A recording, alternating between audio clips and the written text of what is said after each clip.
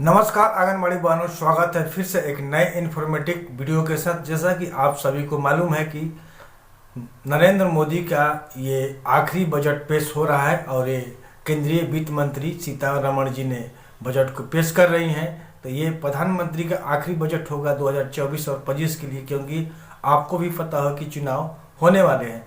इस चुनाव से विभिन्न लोगों को क्या फ़ायदा होने वाला है, आशा वर्करों को क्या फ़ायदा होने वाला है, आंगनबाड़ी बहनों के लिए क्या फ़ायदा होने वाला है, विभिन्न मुद्दों पर हम बात करेंगे। जैसा कि सीतारमण ने बताया बजट सत्र में कि 7 लाख के साल में जो जिसका वार्षिक आय है उसके लिए टैक्स फ्री है, और विभिन्न मछुआरों को लेकर के भी उन्होंने बात कही हुई है।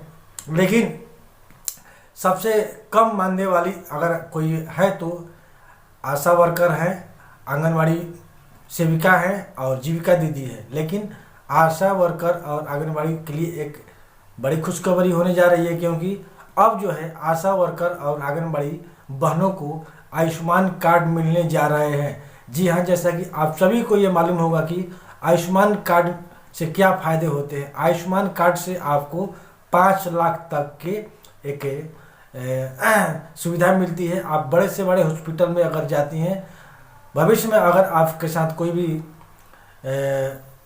बीमारी हो जाती है तो आप 5 लाख तक बड़े से बड़े हॉस्पिटल में उस पैसे को खर्च कर सकते हैं। इसके लिए बहुत सारे लोग लगे रहते हुए, लेकिन अब जो है आशा वर्कर और आंगनबाड़ी सेविकाओं को भी आयुष्मान कार्ड से जोड़ दिया गया है। चलिए डिटेल में वीडियो देखते हैं। वीडियो अच्छा लगता है तो वीडियो को एक लाइक जरूर कर दीजिए। अगर वीडियो पर नए हैं तो वीडियो को एक सब्सक्राइब जरूर कर दें। चलिए आपको वीडियो दिखाने का प्रयास करते हैं। चलिए वीडियो करते हैं शुरू।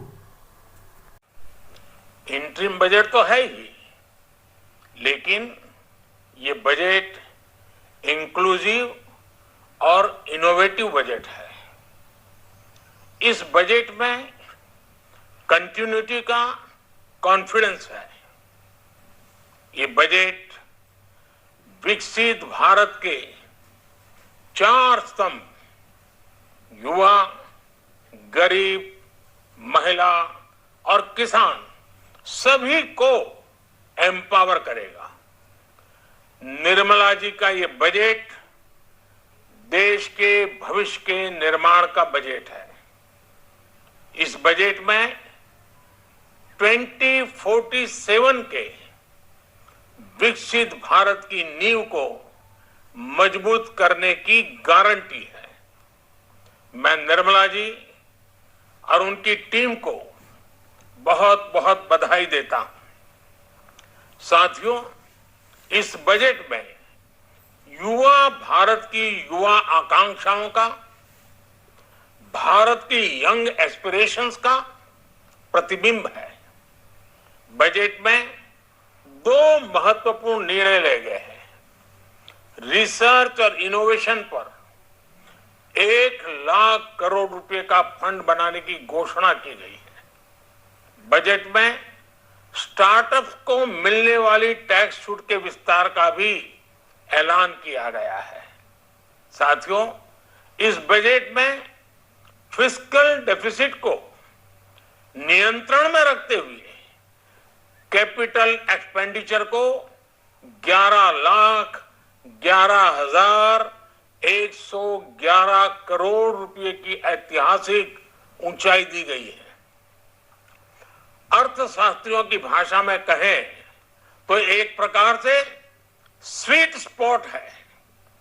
इससे भारत में 21वीं सदी के आधुनिक इंफ्रास्ट्रक्चर के निर्माण के साथ ही युवाओं के लिए अनगिनत रोजगार के नए अवसर तैयार होंगे।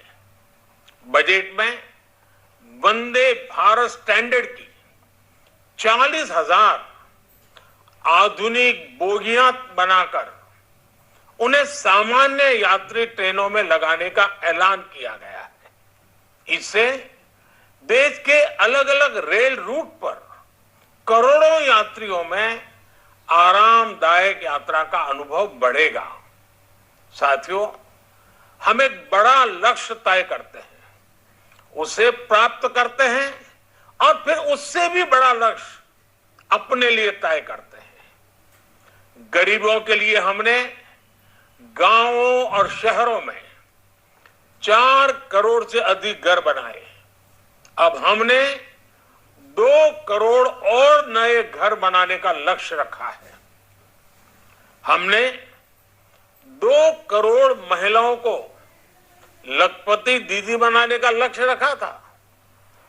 अब इस लक्ष्य को बढ़ाकर 3 करोड़ लखपति दीदी बनाने का कर दिया गया है। आयुष्मान भारत योजना ने गरीबों की बहुत मदद की है। अब आंगनवाड़ी और आशा वर्कर उन सबको इस योजना का लाभ मिलेगा। साथियों, इस बजट में गरीब और मध्यम वर्ग को एम्पावर करने, उनके लिए आय के नए अवसर बनाने पर भी बहुत जोर दिया गया है। रूफटॉप सोलर अभियान में 1 करोड़ परिवारों को सोलर रूफटॉप के माध्यम से मुफ्त बिजली प्राप्त होगी।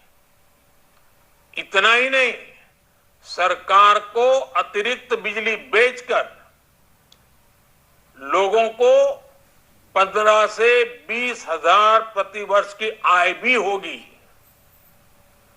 और ये हर परिवार को होगी।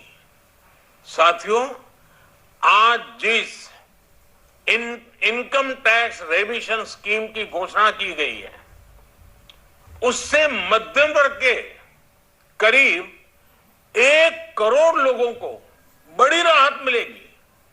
पिछली सरकारों ने सामान्य मानवी के सिर पर दशकों से ये बहुत बड़ी तलवार लटका कर रखी थी। आज इस बजट में किसानों के लिए भी बहुत महत्वपूर्ण और बड़े निर्णय लिए गए हैं। नैनो डीएपी का उपयोग हो, पशुओं के लिए नई योजना हो, पीएम मत्स्य संपदा योजना का विस्तार हो और आत्मनिर्भर ऑयल सीड अभियान हो। इससे किसानों की आय बढ़ेगी और खर्च कम होगा। मैं एक बार फिर सभी देशवासियों को इस ऐतिहासिक बजट के लिए शुभकामनाएं देता हूं। बहुत बहुत धन्यवाद।